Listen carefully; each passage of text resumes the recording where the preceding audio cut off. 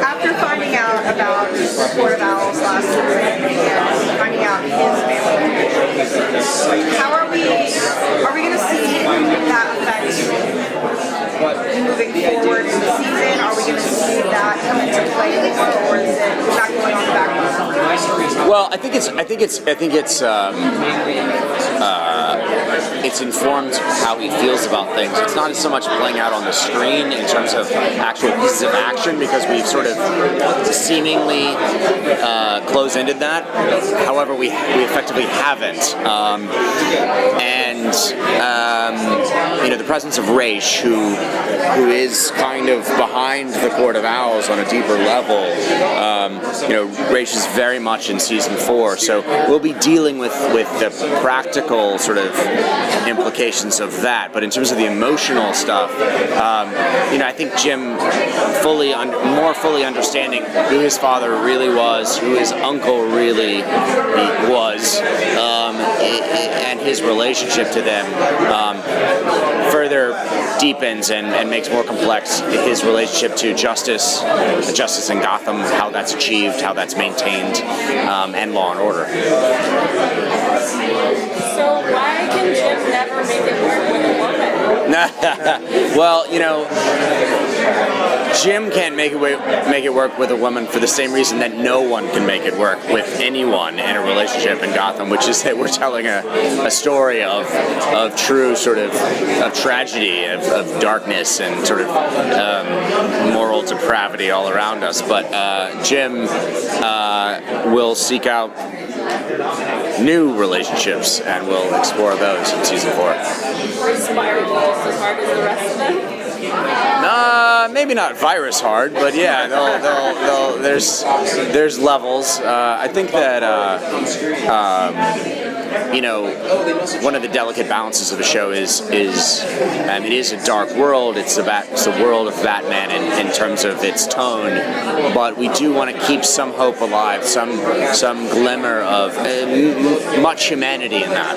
Whether it's the villains being sort of empathetic on some level, or be able to sort of to understand their human motivations, or the heroes failing and succeeding and failing again. That applies throughout, whether we're talking about sort of the power struggles or the relationships, or the power struggles in relationships. Yeah.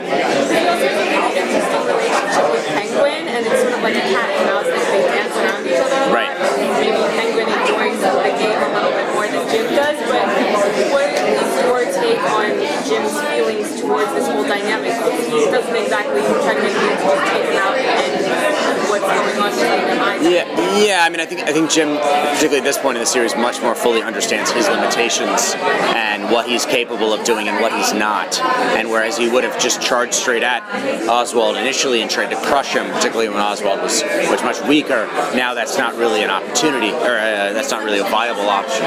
So instead, he seeks out new alliances, and in this case, in season 4, it's with Sophia Falcone, daughter of Carmine Falcone, who will become prominently featured in the season.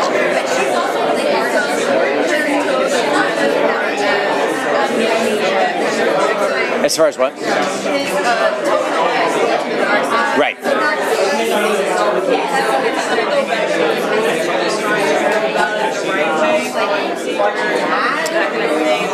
Well, that's what, when we open up season 4, there is no procedure left because Penguin has created this Pax Penguina where he's completely co-opted the police department. So as bad as they were, they're even worse now, where they don't even do anything. They literally just sit there, take the money from Penguin, and Penguin issues these licenses which permit crime up to a certain level. And so Jim is the only one, holding those wolves at bay, or trying to impose some sort of order.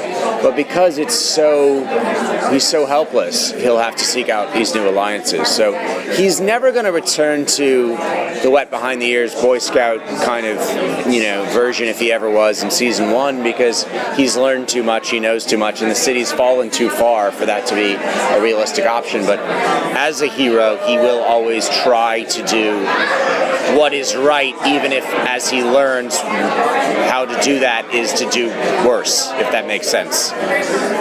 You have to do a lot of little bad things, increasingly bad things, to do good. So, you're the lead actor in the series. you've directed an episode, you've written an episode, I would imagine that makes you feel a little more invested in working than maybe other things you've done in the past.